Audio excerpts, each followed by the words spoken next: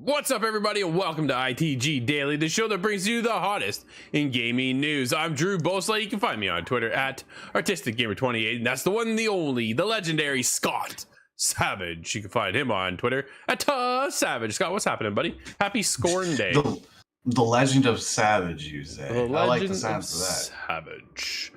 Dude, interesting day. Today, Scorn reviews dropped. Ours has not. We'll get into that later. Scott, you're going to be reviewing that one for us. Dude, reception on this one is like all over the place. It makes me a little bit nervous at first going in, but I think I'm going to, I'll get to the bottom of it.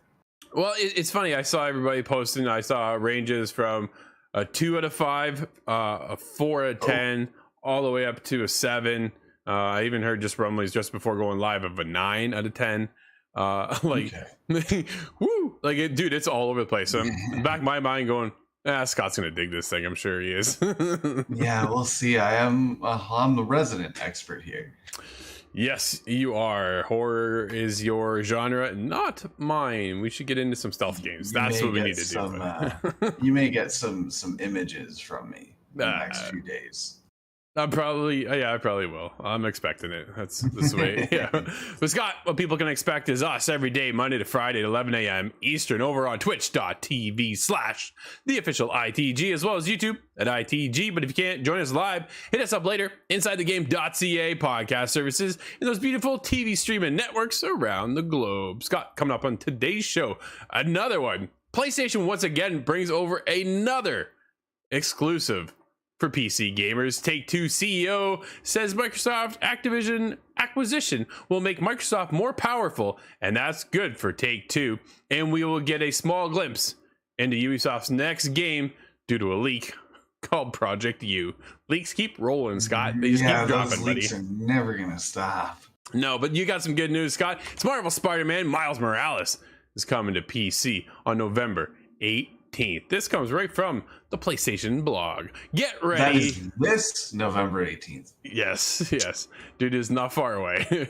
Get ready to experience the rise of Miles Morales as a new Spider-Man coming to PC. In just over a month, Marvel's Spider-Man Miles Morales will release on PC on November 18th, 2022.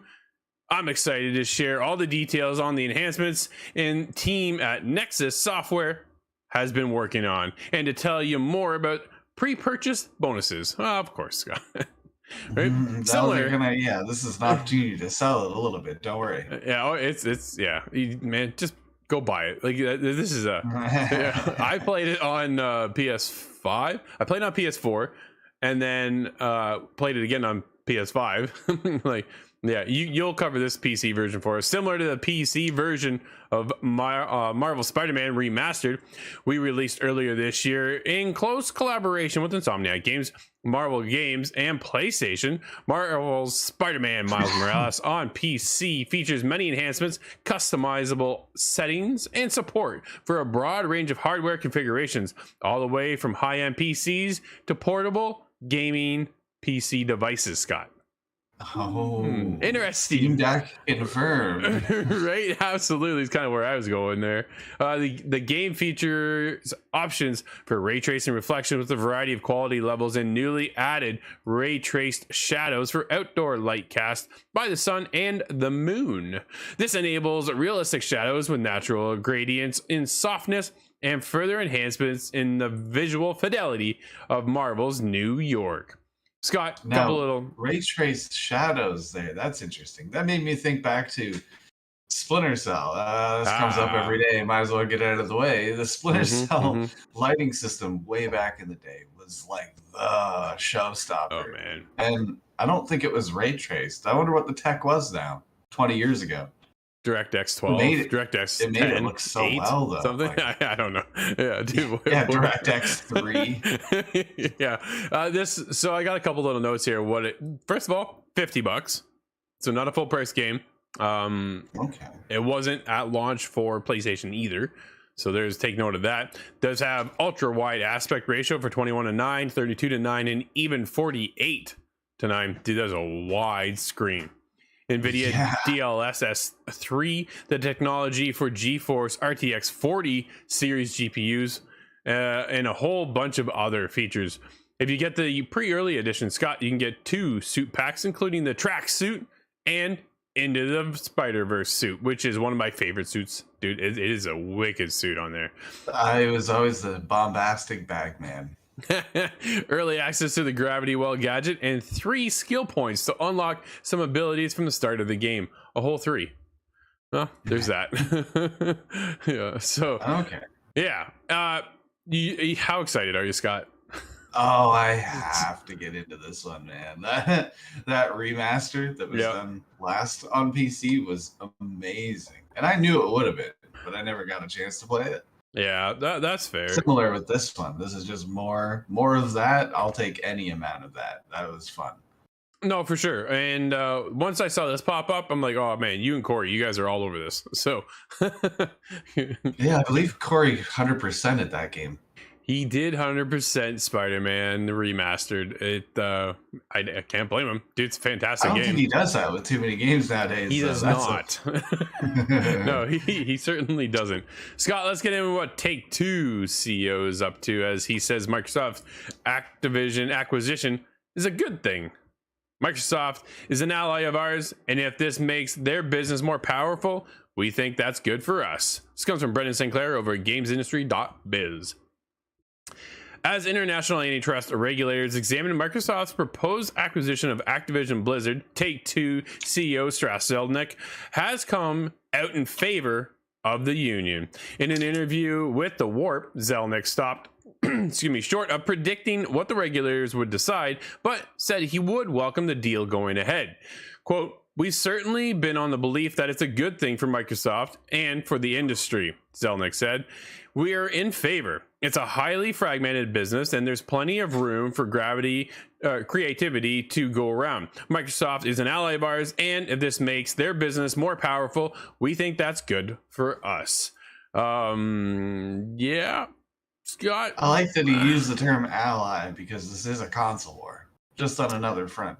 Well, it's that's kind of how I saw it too. It was funny. He said an ally of ours. I'm like, well, so is PlayStation technically, right? Like, you're on both platforms. You're a multi-platform company, so it's not like they typically favor one or the other. But Zelnick acknowledged that Microsoft and Activision Blizzard games may compete with Take-Two's in one way, but added that every game needs to stand alone in a way that outweighs concerns about competition. It's pretty easy to say that when you own GTA. Right? Yeah, I was trying to think, what was that other game? Like, dude, I think it's like something PB. It was that game that was supposed to be a lot like Grand Theft Auto, but it just did not do well out of competition. That's why. Remember True Crimes? Oh man, Streets of LA. Streets of New York. I had the GameCube. I loved those games. We've got more here from Zelnick. Ultimately, the consumers vote, Zelnick said. And if we create great hits, which is our business, the consumers will show up. And no one can take that away from us. No one can replicate that. Man, we acknowledge Microsoft could choose to promote and push its own titles over Take-Two's. Zelnick said such tactics would be self-defeating so long as Take-Two could still produce games consumers wanted. Quote, at the end of the day, if they're focused on the power and the strength of their own business, they're going to want to be pushing the most successful properties, he said. And if consumers are showing up for our properties and Microsoft isn't engaged, isn't a partner, then that would be a bad thing for Microsoft. Dude, who would not want to partner with GTA? Yes, this sounds a little bit self-inflating now. A little bit, right? He really did turn the article around into whatever, to kind of his situation. Weird. Yeah, very weird. But at the end of the day, dude, NBA 2K, huge property, right? Like GTA, we talk about it all the time and how big that is. Red Dead Redemption, another big property. Microsoft is not going to shy away from partnering with Take-Two in the slightest. Like, yeah, everybody wants that partnership, including PlayStation. So just more games for them. How does it strengthen, though, Scott, to bring in Activision Blizzard under unionizing them? And union is a bad word, bad term, but bringing those two companies together, how does that benefit Take-Two? Yeah, I wonder if this is kind of quietly Take-Two saying that they're more committed to Microsoft. They want to see Microsoft go through because Microsoft will pump them in return. It's such a big, hard situation to grasp in terms of inter-business relation outside of the actual acquisition, but that's why it's taken so long to be investigated. Well, that is one thing for sure, right? Regardless of the regulator's decision, Zelnick said that the consolidation trend in gaming isn't done. Quote, that doesn't mean I'm making a prediction about a particular company, but there are a number of interactive entertainment companies outside of our purview here in the United States, and I think there will be a consolidation among those potentially, he said. Scott, more acquisitions on the way? That's not surprising. I don't really suppose it'll ever stop, really. Not that surprised, man. Yeah, it's nonstop. Who is next? Well, we've heard rumblings of Ubisoft. We've heard rumblings of Square Enix with PlayStation. Man, if we keep gobbling up everybody, who's going to be left for third parties? That's my only concern, right? Man. I just hope more will be born. Well, just as time goes on. As one goes away, another door opens, right? Which just means another opportunity for maybe a smaller dev to step in, fill that void, and then slowly grow and expand. And all of a sudden, who starts off as a 35? Like we talked about Whitethorn. Sorry, that's who it was yesterday. We talked about Whitethorn Games yesterday, as they're a 35-person studio, right? But if they become more successful, then they'll grow. If they tend to grow, then maybe they could be the next company to get purchased. We just saw Jade Raymond get purchased not too long ago as well. Dude, everybody's just getting bought up. Like, it's just, so we'll see what happens here when it comes to the Call of Duty, Activision, Microsoft deal and all that kind of stuff. But it's only a matter of time, man. But Scott, we got another article as well with, you ready for this one? It's Project U. Leaked Project U video offers the first glimpse of Ubisoft's new co-op shooter. Dude, I did not take the video. I just have a screenshot. I looked at the video. It is awful. Like, it is not meant to be viewed whatsoever. This comes from Tom Ivan over at VGC. A leaked video has provided the first brief look at Ubisoft's recently announced co-op shooter Project U, as well as new details on the game. The video in question, which is viewable in a tweet, you can catch it over. I saw the tweet. I didn't reference who it was. Crap. I'll have to grab that. We created to welcome users to the game's first playtest. That's all it was for. So somebody who got into the playtest had this video, and they weren't supposed to because they probably signed an NDA because that's how it goes here. And then they leaked the video. Scott, Ubisoft announced Project U last month when it said the game, quote, explores a new concept of session-based co-op shooter where many players unite to prevail against an overwhelming threat, end quote. As well as providing a glimpse of the game in action and a brief look at some environments, the leaked video confirms that the project is in development at Ubisoft Annecy. Prior to leading development on Steep and most recently, Riders Republic, Scott, the studio contributed to Splinter Cell's multiplayer, there it is, and 7 Assassin's Creed games, as well as the Division franchise. Quote, that is the portfolio right there. Dude, Annecy is a wicked studio, man. They did the multiplayer for Assassin's Creed back in the day, so yeah, they have a long running history at Ubisoft and a good one. Quote, welcome to Project U, end quote. Creative director Damien said in the playtest video, quote, U stands for unite. As you will discover very quickly, if you want to prevail in this game, uniting with other players is a must. We've been working hard for several years now, passionately on this project, where we aim to do something a little different in the co-op shooter genre. And we're so happy that you can finally have you to play a build with us. Scott, something a little different with a co-op shooter. Dude, I'm down for something different in the co-op shooter. Now, was this went by another name before, and I can't recall what the other name was. But as it was talked about, it was a co-op. That's gonna bother me. That's but still a co-op shooter made by Riders Republic team, Assassin's Creed teams, Splinter Cell. Like, dude, the history is there. What they have.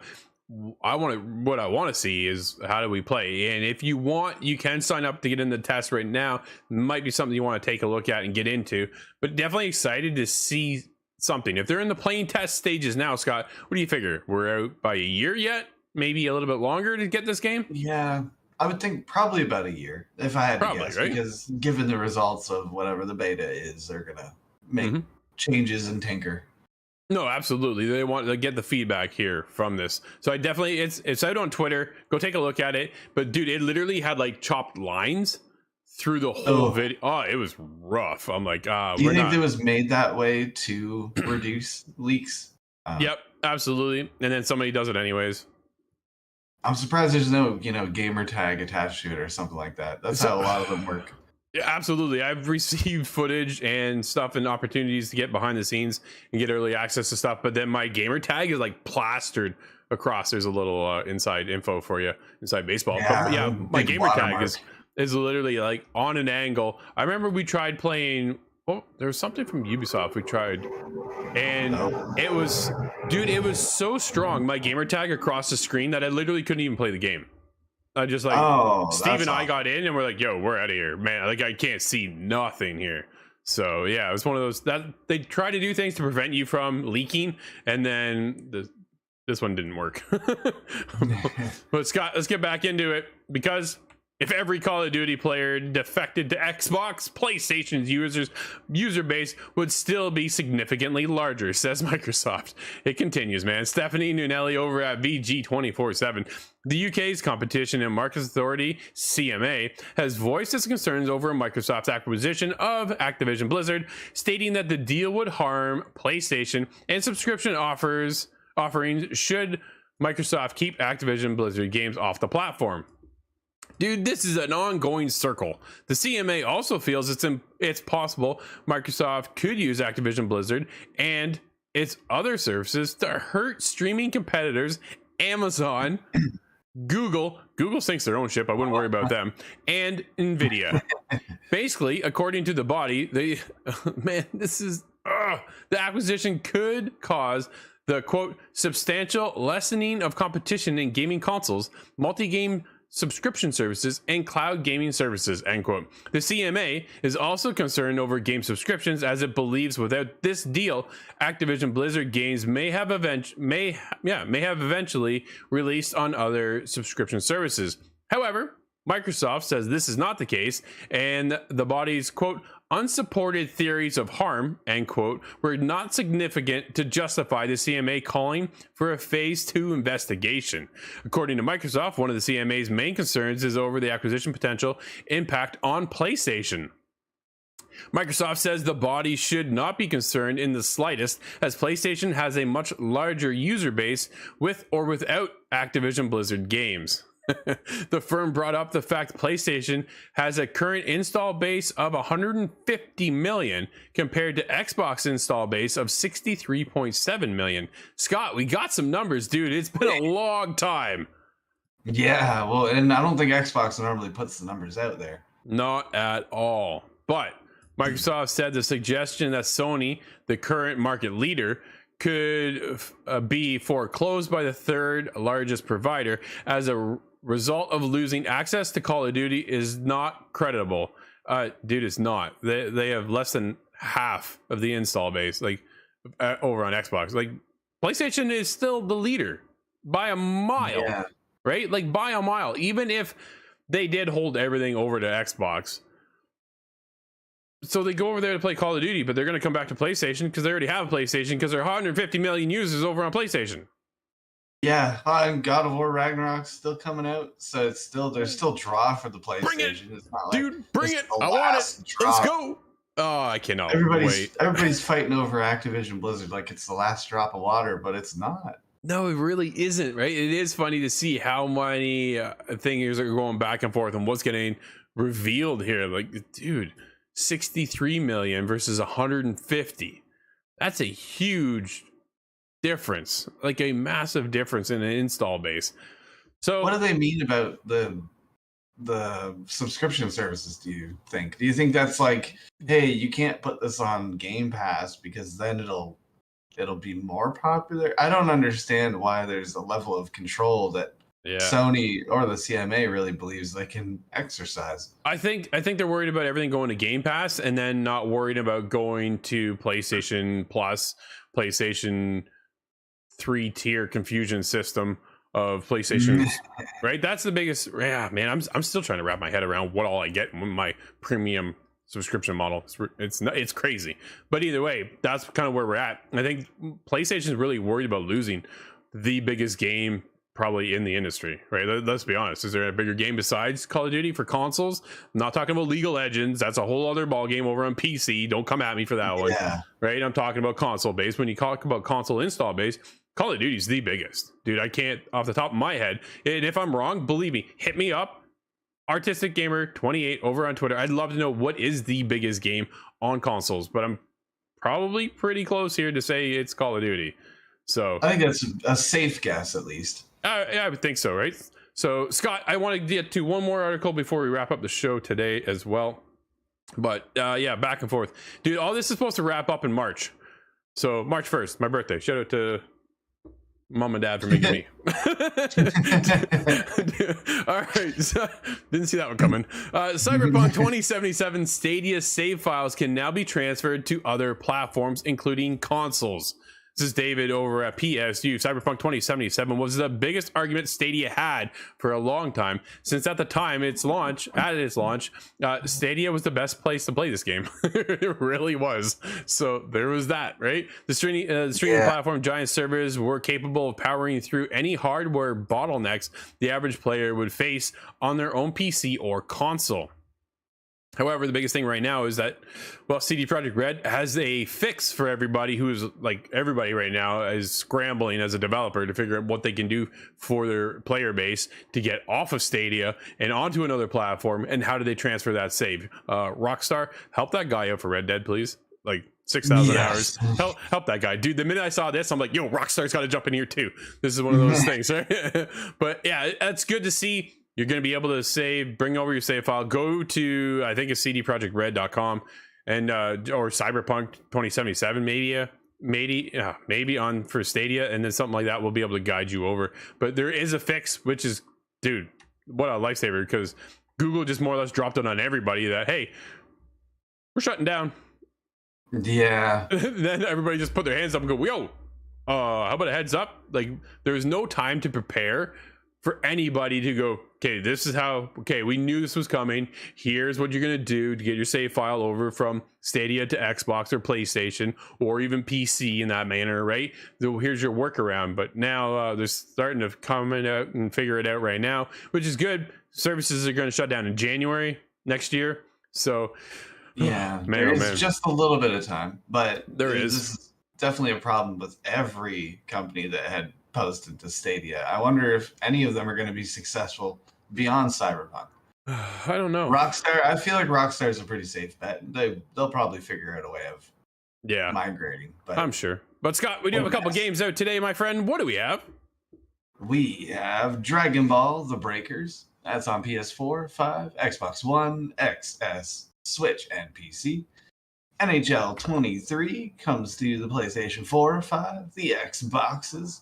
And Nickelodeon Kart Racer 3. Oh, this is exciting me already. Slime Speedway.